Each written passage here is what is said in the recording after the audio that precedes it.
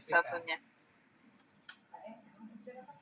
Itu tinggal kurang 11%. Jadi dikali 11%. Masih di kantor. Tapi itu tambah ulang ya.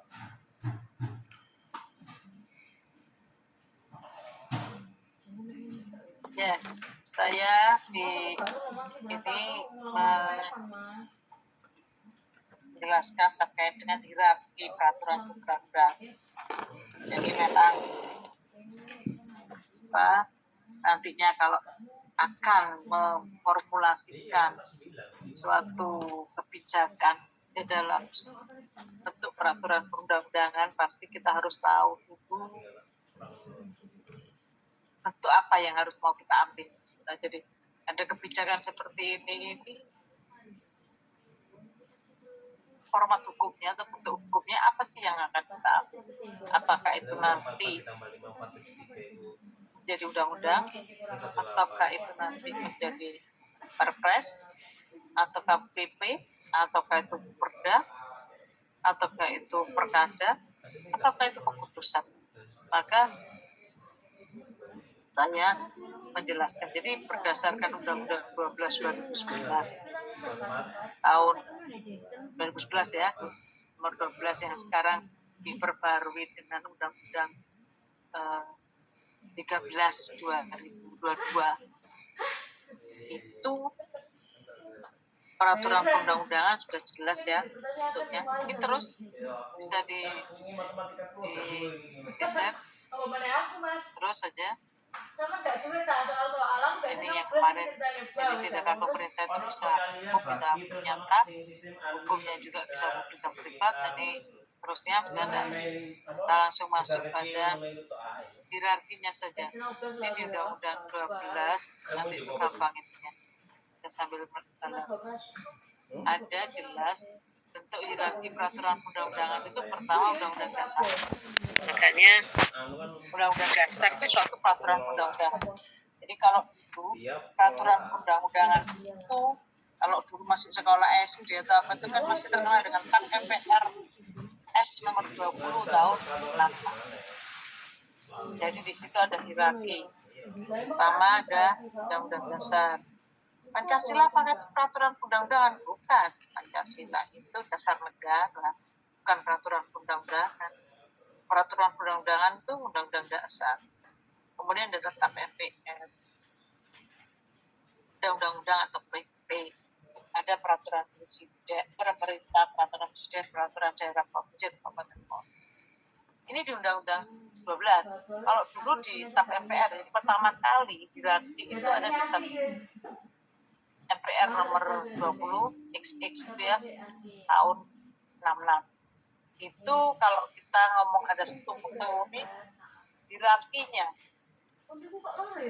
Terus kemudian TAP MPR ini memang menyatakan bahwa jika terkait dengan pembentukan peraturan undang-undangan ini sudah akan diatur dalam undang-undang, maka ini ketentuan tidak berlaku.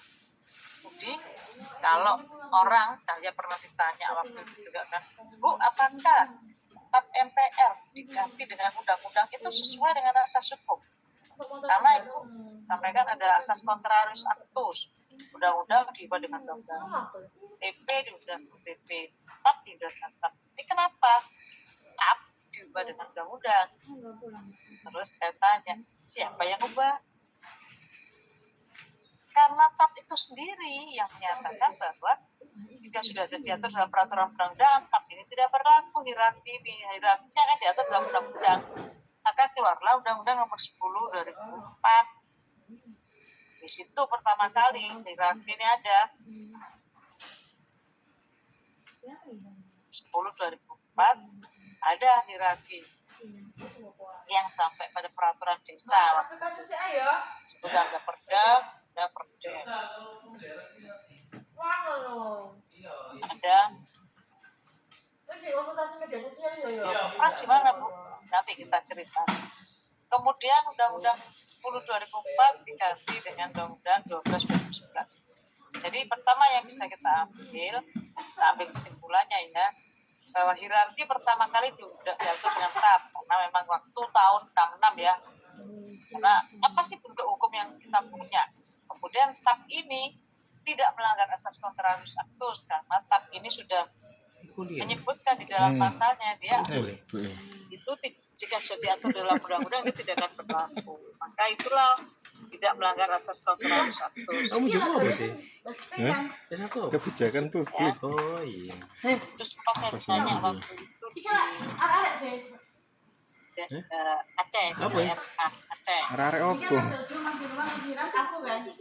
Saya katakan tidak melanggar karena Ya memang mas itu apa? Karena mana kok sudah jadi arah kiri. Dia bilang kalau sudah ada undang-undangnya maka Tidak. TAP-nya tidak perlu. Sama kan lain, soalnya tidak mesin itu aku seneng. Terus kemudian itu baru pertama. Nah, kedua, ini penting bentuk ini harus jelas dalam peraturan undang-undang. Mengapa? Karena bentuk ini Oh, papat tuh. sudah mengatur terkait dengan Apa siapa tau yang milih-milih berwenang, gini? yang Loh, salah. Kabel lah bolo tuh. Bolo, tapi Ya wis. anu. karena Tapi kayak aku Milih. Mas Edo kan mesti langsung diskusi. Mas gini. Aku jadi Cinlok Mas tuh. Mirat. Jadi Wow, nanti jadi naik aku gawe anu, gawe mungkin gosip. sorry halaman Sama dua kalau digosip nggak karo salah. Mas Edo, aku digosip karo Mas Mirat. Satu, Ingetmu. dua, Wah, beda-beda kan. maaf ya. Terus, Berarti ya mesti ngambil Eldo. Kaono, wes kaono. nah ini keabsahan tindakan pemerintahan itu kan pasti ngomong wewenang. Nah, Ibu ini dalam bentuk peraturan undang-undangan itu Wewenang. sudah jelas Nanti kewenangannya. papat. Siapa yang berwenang? Misalnya undang-undang, siapa yang berwenang membentuk? Yaitu adalah presiden dengan DPR. Oh iya enggak, soalnya SKM-nya yang Itu wewenangnya di situ. lah ya sebenarnya gitu, lah sekarang enggak. Kalau tangan ada. Itulah yang disebut legislasi. Tangan Maka kalau DPR itu mempunyai fungsi legislasi, tapi kalau DPRD tidak mempunyai fungsi legislasi. di. Karena kewenangannya dia adalah membentuk perda.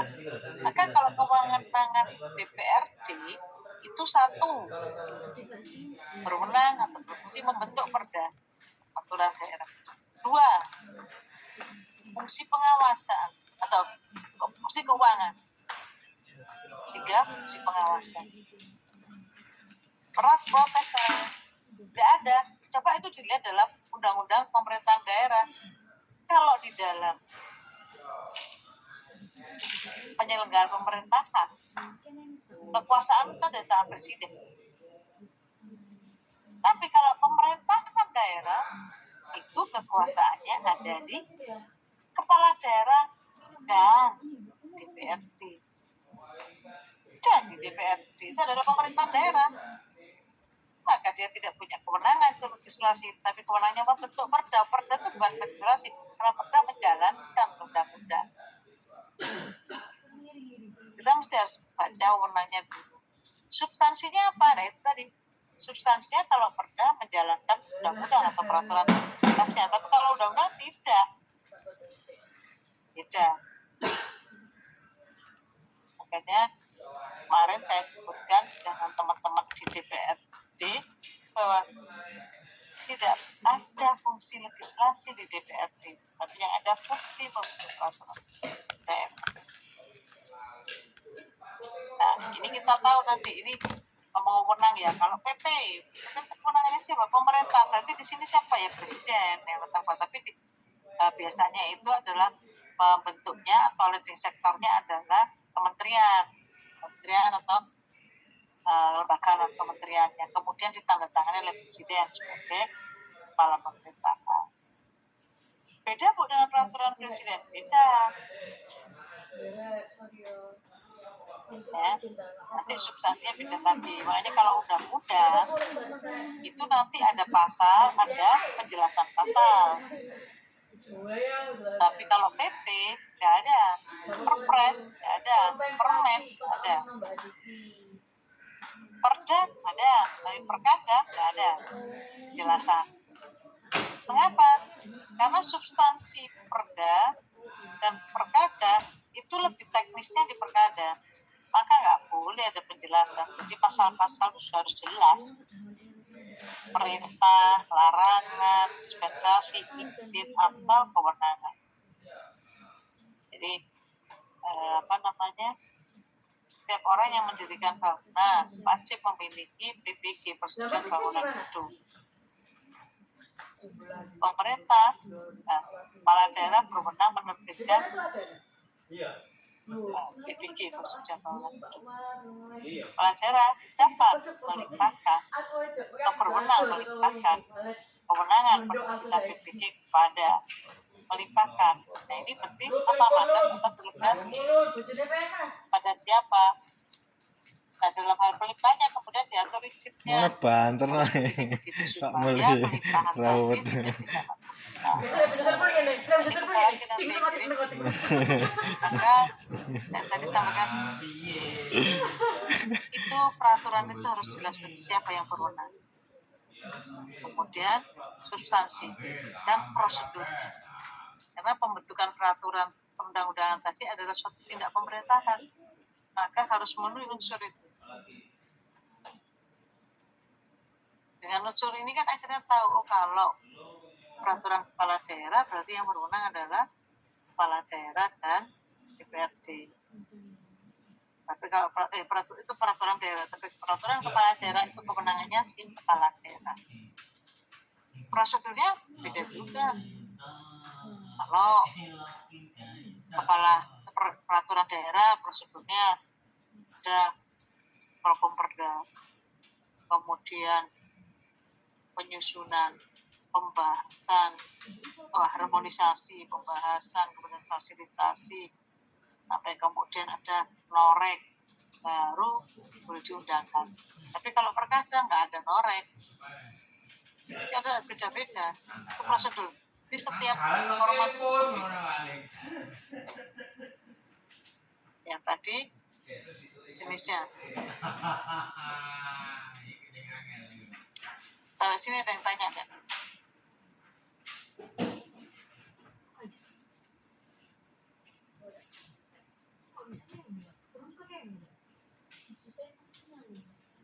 Selanjutnya,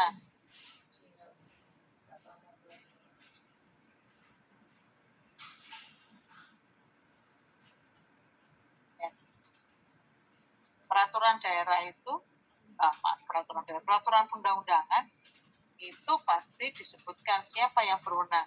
Perda, undang-undang, PP, Perpres, Permen, sampai pada perda itu pasti disebutkan kewenangannya.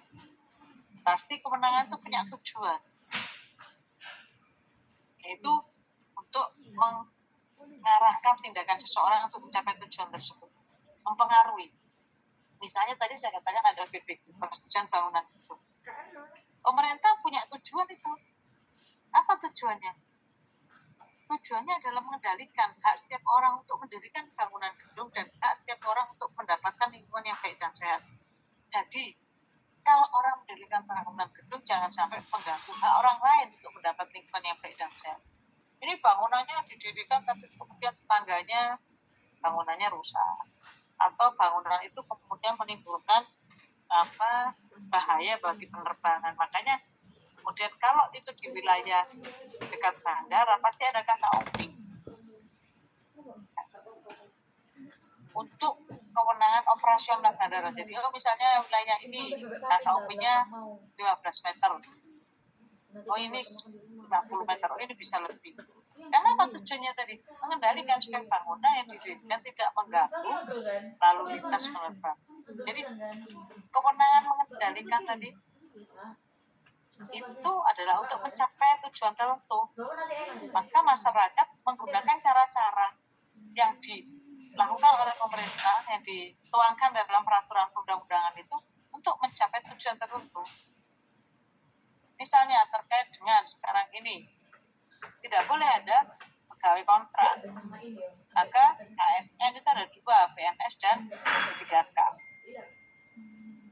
Bagaimana P3K-nya ini bisa mengakomodir sekarang? Nggak boleh dulu sudah merekrut, tapi bagaimana sekarang dengan kemampuan fiskal yang ada untuk mengubah yang jadi kontrak tadi menjadi P3K. tapi nggak cukup tahun ini, ya sudah, maka di tahun ini bentuknya adalah ada yang penuh waktu, ada yang paruh waktu. Pasti ada cara-cara tujuannya untuk tadi mengendalikan perilaku. Dan pembentukan itu pasti ada dasar hukumnya ya. Ya tadi kalau perda atau peraturan perundang-undangan, dasar hukumnya jelas ada di Undang-Undang 12 2011 tentang pembentukan peraturan perundang-undangan yang kemudian diganti atau maaf bukan diganti, diubah, sebagian diubah dengan Undang-Undang 13 2022. Karena apa? Ini ceritanya kan sejarahnya, historinya. Ada Undang-Undang Cipta Kerja nomor 11 tahun 2020. Di Undang-Undang Cipta Kerja itu menggunakan metode omnibus. Iya, di dalam Undang-Undang 12 2011 tidak diatur. Undang-Undang 12 2011 kan undang-undang tentang pembentukan peraturan perundang-undangan. Nah, ini ada undang-undang dibentuk baru, tapi menggunakan metode omnibus law, yaitu metode di mana satu undang-undang ini mengubah beberapa pasal dalam beberapa peraturan perundang-undangan dalam undang-undang. Jadi undang-undang Cipta Kerja itu mengubah undang-undang kesehatan, mengubah undang-undang pemerintahan daerah, mengubah undang-undang bangunan gedung, mengubah undang-undang perhubungan dan pengelolaan lingkungan hidup. Banyak sekali yang diubah. Padahal biasanya yang kita pakai di negara-negara Anglo-Saxon kita di Indonesia ini biasanya dengan Undang-Undang 12 itu kita menggunakan mengubah satu undang-undang ya dengan satu undang-undang. Jadi kalau undang-undang terkait dengan minerba, maka akan diubah undang-undang itu dengan satu undang-undang. Tapi kemarin itu kita mengubah undang-undang beberapa undang-undang dengan satu undang-undang, dan ini biasanya menggunakan metode-metode yang banyak digunakan di negara-negara Amerika. Ya. Yang kemudian Undang-Undang 11 2020 ini digugat ke Mahkamah Konstitusi. Pertama, karena Undang-Undang 12 tidak mengatur metode omnibus law. Kedua, dengan waktu yang singkat tidak mengikutkan adanya partisipasi masyarakat. Tidak mendengarkan. Kemudian ketiga, ya banyak sekali ya. Akhirnya dikabulkan kan sama Mahkamah Konstitusi.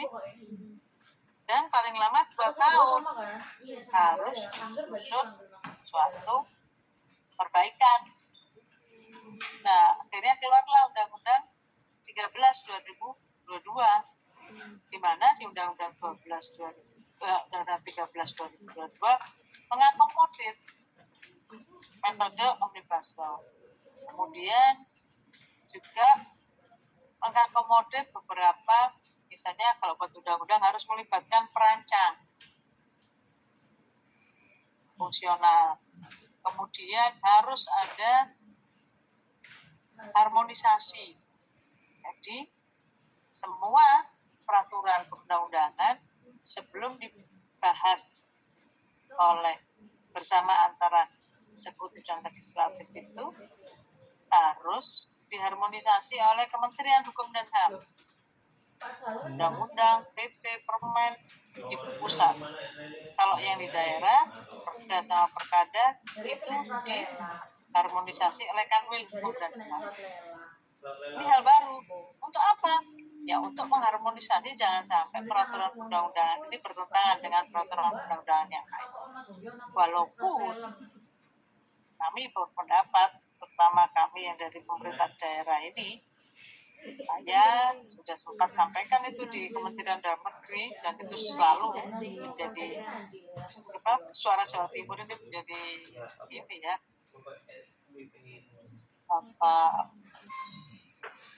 patokan ya, mesti masa bilang loh kalau masalah preventif, pengawasan preventif yaitu harmonisasi kita itu pemerintah daerah itu semua peraturan undang-undang sebelum ditetapkan, setelah dibahas dengan Dewan sebelum ditetapkan, itu difasilitasi atau dievaluasi oleh Kementerian Dalam Negeri.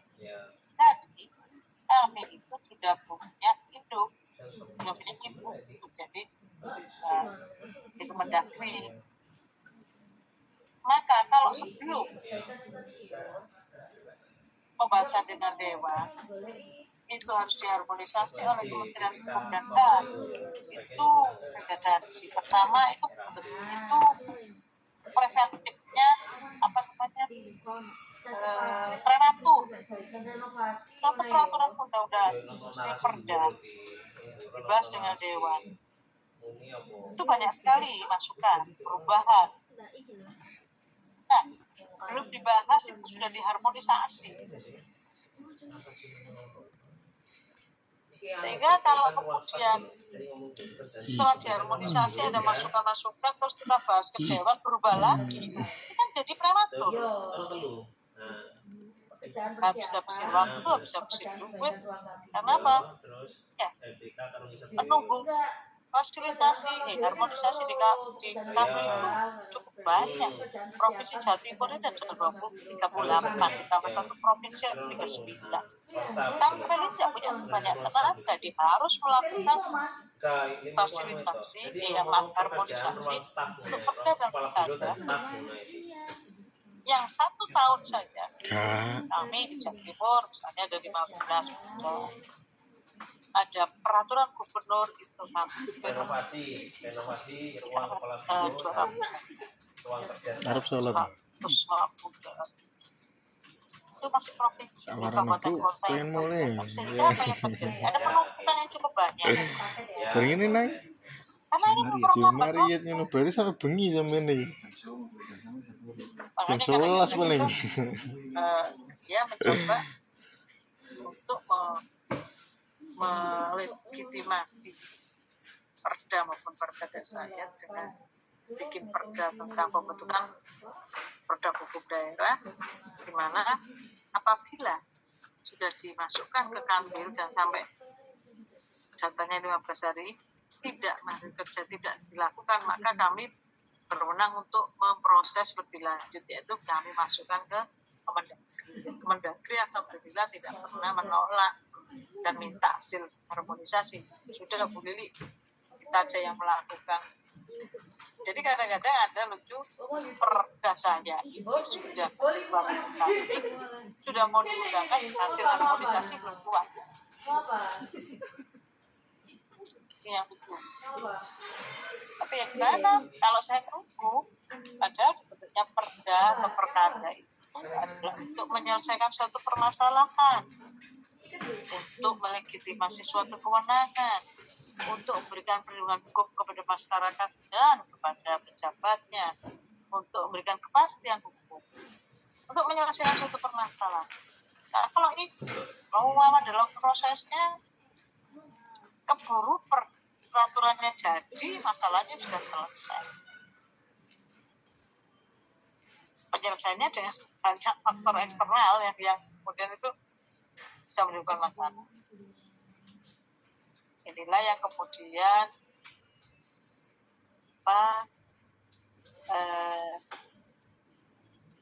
harmonisasi ini banyak mendapatkan kritikan dari banyak pemerintah daerah. Saya sampaikan ke Kemendagri, kalau untuk daerah itu sebenarnya nggak perlu adanya harmonisasi dari Kementerian Hukum dan HAM. Diwajibkan sajalah kalau dalam pembentukan itu memberikan peluang untuk Kanwil dan HAM itu diajak dalam prosesnya. Nggak tahu nanti bentuknya itu FGD, bentuknya itu apa ya, kayak dalam FGD atau dalam masukan dalam tim, apapun lah. Nggak usah dalam proses. Karena kita, pemerintah daerah itu sudah di bawah pengampuannya Kemendagri gitu. Kalau kementerian menyusun suatu permen, PP, undang-undang, nah itu boleh. Karena kementerian itu tidak dilakukan oleh manapun, maka ini Kementerian Hukum dan HAM ini berwenang untuk melakukan harmonisasi terhadap kewenangan yang akan dibuat itu, karena dia tidak ada di bawah Kemendagri. Beda kalau pemerintah daerah kan ada di bawah Kemendagri.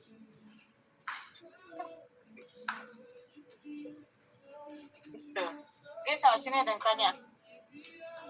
Nanti saya masukkan masih format hukumnya nanti. Bisa saya kita ada tangan soal sertifikator kebut. Sampai sini ada yang tanya dulu ya. Izin boleh Ya, monggo. izin. Nah, tadi kan disampaikan terkait dengan contohnya penyusunan perda nih. Nah itu permintaan persetujuannya dengan Kemendagri begitu Bung. Nah, yang saya penasaran itu misalkan menyusun tentang perda pendapatan daerah mungkin. Nah itu selain Kemendagri, misal apakah teman-teman di Biro Hukum Pemprov itu juga atau Pemda di daerah di kabupaten kota juga ini konsultasi dengan Kementerian Teknis seperti di Kementerian Keuangan? Terima kasih. Ya. Jadi begini, untuk perda-perda tertentu itu namanya, jadi ada dua. Ada perda itu difasilitasi, ada perda itu yang dievaluasi. Kalau perda yang namanya difasilitasi itu hanya difasilitasi di Kemendagri untuk punya provinsi. Sedangkan untuk punya kabupaten kota itu difasilitasi oleh provinsi. Ini tujuannya adalah sebagai negara kesatuan. Jadi artinya bertentangan tidak dengan peraturan undang-undangan yang lainnya. Terus kemudian apakah nanti perda atau perkada ini menimbulkan ekonomi biaya tinggi, ya kan? Melihat kemampuan masyarakat tentang dengan peraturan undang, itu namanya fasilitasi. Nah, sedangkan untuk yang evaluasi perda-perda tertentu, yaitu ada 4. Ada perda tentang pajak, perda tentang retribusi, perda tentang RT RW, dan perda tentang APBD. Namanya bukan fasilitasi, tapi itu evaluasi. Nah, kalau evaluasi, maka itu tidak hanya dengan Menteri Keuangan, Menteri Dalam Negeri. Memang kita mengajukannya ke Menteri Dalam Negeri, tetapi Menteri Dalam Negeri pasti juga akan mendapatkan rekomendasi hasil dari kementerian terkait. Jadi, kalau RT RW, maka di sini adalah dari Kementerian ini apa namanya? Tata ruang. Ya. Kalau itu APBD atau pajak retribusi dari Kementerian Keuangan, nanti ada 2 hasilnya itu. Ada evaluasi dari Kementerian Keuangan, ada evaluasi dari Kemendagri.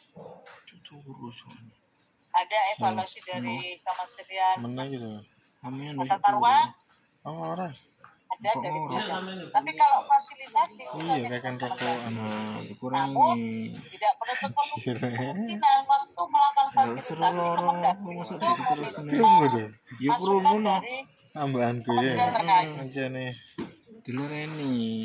Angel, Oh iso. Jadi pasti juga harus begitu.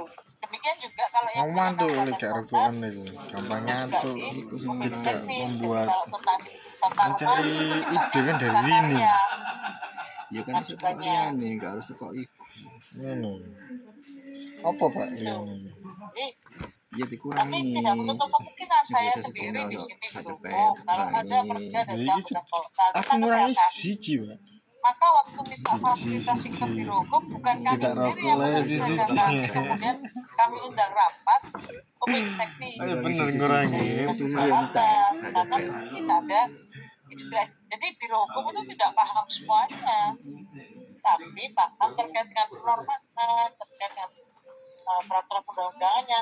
Nah, sedangkan teknis isi substansinya itu pasti dengan UPD teknis, demikian juga dengan kementerian. Itu ya. Ya, matur nuwun. Oke. Gimana sih saya? Ada yang lain? Mohon izin Bu. Ya. Tadi kan sudah 22 dijelaskan bahwasanya ketika kita mengajukan perda itu kan perlu ada tahap termasuk fasilitasi ke Biro Hukum dan harmonisasi ke Kemenkumham. Iya. Mungkin enggak Bu, itu atau hasil dari rekomendasi dan harmonisasi itu bertentangan Bu. Misalkan kita mengajukan perda tentang penggabungan desa terdampak lumpur lapindo di Sidoarjo. Nah itu ketika kita melakukan konsolidasi atau fasilitasi di Biro Hukum, itu ada revisi atau ada masukan A, tetapi ketika setelah itu kita harmonisasi di Kemenkumham itu rekomendasi itu berseberangan dengan rekomendasi yang dikeluarkan oleh harmonisasi Kemenkumham. Itu Bu yang pertama. Yang kedua terkait mohon izin Bu, yang kedua terkait perdes Bu. Jadi misalkan itu kan kalau perdes itu apakah ada kewenangan dari bupati atau biro untuk melakukan fasilitasi atau harmonisasi itu sendiri Bu. Seperti di Sidoarjo Bu, itu ada perdes yang kemarin saya rapat itu bertentangan dengan perdes yang dibuat sebelumnya. Jadi mau nggak mau perdes itu harus dibatalkan karena hukum. Mungkin itu Bu, matur suwun. Ya. Mohon berkenan. Jadi ini pertama harmonisasi dan fasilitasi itu mesti dulu harmonisasi. Yang saya katakan makanya prematur tadi. Mesti itu. Apakah kemungkinan ada bertangan? Mungkin ada. Saya kemarin mengajukan perda terkait dengan KTR kawasan tanpa rokok. Waktu saya masuk kan harmonisasi, ditolak. Alasannya bukan kewenangannya. Banyak wilayah itu yang bukan kewenangan provinsi.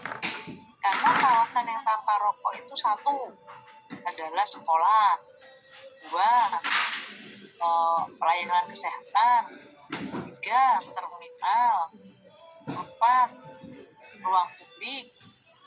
Ya. Terus kami ditolak. Itu bukan kewenangan provinsi karena provinsi tidak punya kewenangan terkait dengan tempat tersebut. Karena pendidikan itu kan misalnya tempat sekolah itu kan adanya di kabupaten kota. Provinsi tidak punya. Ini dia yang saya sampaikan. Itu provinsi tidak punya wilayah seperti kabupaten kota. Kabupaten kota itu wilayah semua desa. Kalau kita ngomong kecil-kecilan wilayah di situ apakah tidak dipikirkan bahwa sekolah SD, SMP itu kewenangan kabupaten kota, SMK, SMA kewenangan provinsi. Maka yang berwenang melakukan pengawasan penegakan hukum terhadap sekolah di sekolah itu adalah provinsi. Rumah sakit Dr. Sutomo, rumah sakit Haji, rumah sakit Pulau itu milik provinsi. Lokasi di Surabaya. Maka siapa yang berulang? Ini kalau PP-nya Surabaya memang tidak berarti itu rumah sakit provinsi. Ya kita harus koordinasi dengan provinsi. Nah, yang berwenang melakukan penegakan hukum di situ adalah provinsi. Ini yang kemudian ada salah persepsi. Kemudian hasil dari fasilitasi itu, harmonisasi itu, ya tetap saya berikan. Kemudian saya lakukan fasilitasi ke Kemendagri tidak. Harusnya saya harus menyertakan hasil harmonisasi dan saya sampaikan, Pak ini seperti Kemendagri tidak melakukan sudah apa artinya tidak sudah itu kan juga kewenangan itu memang rumah sakit terminal tipe B kewenangannya provinsi. Maka provinsi tidak kewenangan untuk melakukan penegakan hukum di situ. Ya, ada kawasan tanpa rokok. Ya, akhirnya perda kami dibawa ke Mendagri dan disetujui. Makanya kadang-kadang ya itu bisa yang itu bertahap ya. Yang sama-sama tadi seperti perda retribusi pajak. Dari Kemenkeu seperti ini, dari Kemendagrinya ini ada yang bertentangan itu waktu. Nah ini yang kadang-kadang susah kita kalau bertentangan, akhirnya kita kan harus menyampaikan juga ke Kemendagri. Ini yang fasilitas. Kita bedakan istilahnya. Ada harmonisasi, ada fasilitasi dan ada harmonisasi. Itu mungkin ada, tapi kemudian ya dikomunikasikan. Nah, karena memang nomor registrasi itu diberikan oleh Kemendagri dan saya harus menyesuaikan dan mentaati hasil dari Kemendagri, maka hasilnya dari harmonisasi tidak kami perhatikan. Saya tetap masukkan ke yang fasilitasi dan fasilitasi oke, orang keluar, ya udah saya undangkan. Mungkin itu bisa terjadi. Karena beda penafsiran. Nah inilah kadang-kadang di Kementerian Kanwil ya, Hukum dan HAM itu hanya perancangnya sarjana hukum, perancang hukum. Sedangkan di Kemendagri maupun di kami melakukan fasilitasi, kami juga melibatkan OPD teknis yang tahu substansi. Kalau di sana itu di harmonisasi hanya perancangannya di perkembangan, hanya hukumnya. Kadang-kadang yang kita menjadi perdebatan. Sebenarnya kemarin itu saya sudah sampaikan beberapa untuk produk hukum daerah dan pertanian sudah nggak usah pakai harmonisasi, langsung aja fasilitasi atau evaluasi. Tapi itu undang-undang tentunya begini. Kami ya tidak bisa mengubah kecuali di HUJ. Nah, HUJ siapa? Ya HUJ terhadap Undang-Undang 13 2022. Tapi boleh kami pemerintah provinsi melakukan? Nggak boleh. Karena NKRI nggak boleh ada pemerintah menggugat pembangunan HUJ. Nah, kalau begitu ya bukan ini aja Pak, mewakil rakyat saja. Coba kemarin menawarkan itu ke asosiasi hukum perda, Pak silakan gugat aja Undang-Undang 13 HUJ material. Nah ini diproses ini katanya. Itu ya Mas. Nah, yang perdes. Perdes itu adalah peraturan undang-undangan. Nah, coba diteruskan Mas, diteruskan ini. Terus lagi, satu kali slide. Nah ini, di sini disebutkan jenis peraturan perundang-undangan selain sebagaimana dimaksud pada pasal 7 ayat 1 menyangkut peraturan yang ditetapkan oleh MPR, DPR, DPD, Mahkamah Agung, Mahkamah Konstitusi, BPK ini ya, sampai kepada kepala desa atau yang tertingkat. Peraturan perundang-undangan sebagai dimaksud pada ayat 1 diakui keberadaannya dan mempunyai kekuatan hukum mengikat sebagai perintah oleh peraturan perundang-undangan lebih tinggi atau dibentuk berdasar perundangan. Jadi perdes itu berdasar pasal 8 perundang-undangan karena dia ini.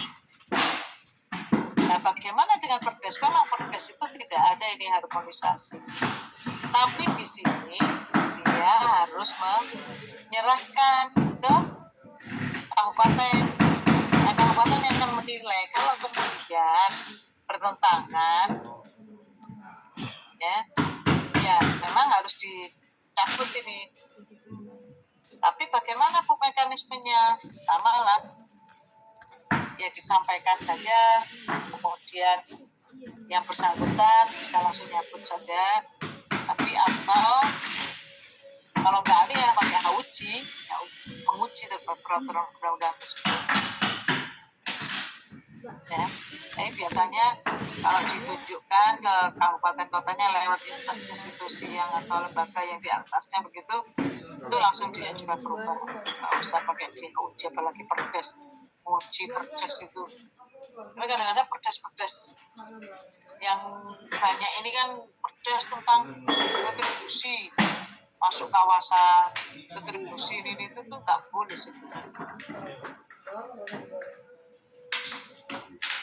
Karena perdes sebenarnya nggak boleh memungut uang. Yang boleh memungut uang kepada rakyat itu kan kalau menurut Undang-Undang Dasar hanya undang-undang. Jadi di pasal 23 Undang-Undang Dasar pajak atau pungutan lainnya yang bersifat memaksa retribusi diatur dengan undang-undang. Kemudian undang-undang mengatur lebih lanjut, misalnya seperti sekarang ini kan ada Undang-Undang 1 2022 tentang HKPD, hubungan keuangan daerah, pemerintah dan daerah. HKPD inilah kemudian diatur pungutan yang boleh yang disebut pajak meliputi ini, retribusi ini. Sudah, di luar itu nggak boleh. Makanya pajak retribusi yang ada ini kita sudah mengacu ke Undang-Undang HKPD Undang 1 2022 karena memang sifatnya close list, nggak boleh.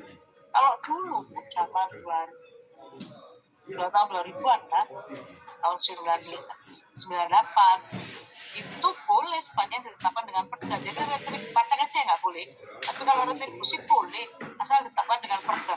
Jadi waktu itu banyak sekali daerah tuh bikin perda-perda tentang retribusi apapun sudah. Seakan-akan ini pernah ada suatu kabupaten itu bikin 25 perda, isinya retribusi semua. Akhirnya tahun 2004 kalau nggak salah ya, ini masih sudah 2004 dievaluasi ada 16.000 perda yang harus dibatalkan karena memang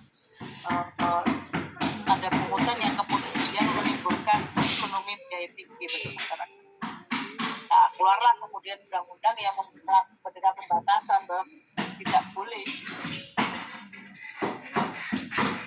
adanya pungutan-pungutan yang diatur dalam perda. Nah, undang-undang itu tidak mengamanahkan. Itu melanggar undang-undang dasar. Mengapa sih? Karena pemungutan uang kepada masyarakat itu kan termasuk mengurangi hak asasi manusia. Maka harus mendapat persetujuan oleh wakil rakyat, yaitu melalui undang-undang. Gitu ya. Jadi di sini apa peraturan DPRD tentang tata tertib itu termasuk peraturan undang-undangan nggak? Ya masuk, karena ini dibuat berdasarkan kewenangan. Nah, makanya kita itu mesti nanti kebijakan yang mau kita formulasikan itu mau ngatur siapa, masalahnya ada di mana. Oh, ini mengatur dewan nih dalam melakukan tugas dan fungsinya, maka ya udah diatur dalam peraturan DPRD. Jadi format-format itu kita harus tahu dulu materinya, kewenangannya maupun prosedur. Sampai di sini ada yang tanya lagi? Saya masih yang satu lagi OJB, tapi kemungkinan kapan kita lagi bisa kuliah. Karena kalau besok saya itu jam 8 tuh di kereta. Kau Jam 7 saya perjalanan, jadi kalau kuliah jam 7, jam 8 nggak bisa. Tapi kuliah sore juga nggak bisa, saya penuh. Nanti diatur ya jadwalnya ya. Saya mohon maaf ini karena mungkin akhir tahun saya tunjuk pada. Ini saya tunjukkan hanya di nanti. Nanti buka Undang-Undang 12 2011 dan Undang-Undang 13 2022. Itu jenis-jenisnya. Makanya kan kalau mau memformulasikan suatu kebijakan nanti harus tahu dulu bentuknya apa yang mau kita buat. Karena nanti selain kewenangannya juga materi muatannya dan prosedur. Oke, saya mohon maaf ini saya masih banyak kegiatan yang harus dikerjakan. Kalau nggak saya kerjakan nggak pulang-pulang karena nanti harus ke Pariot untuk pembahasan UMK. Jadi saya mohon maaf, saya kira sampai di sini. Nanti kita arrange lagi kuliah berikutnya. Terima kasih. Wassalamualaikum warahmatullahi wabarakatuh. Waalaikumsalam warahmatullahi wabarakatuh. Terima kasih. Sama-sama. Ya.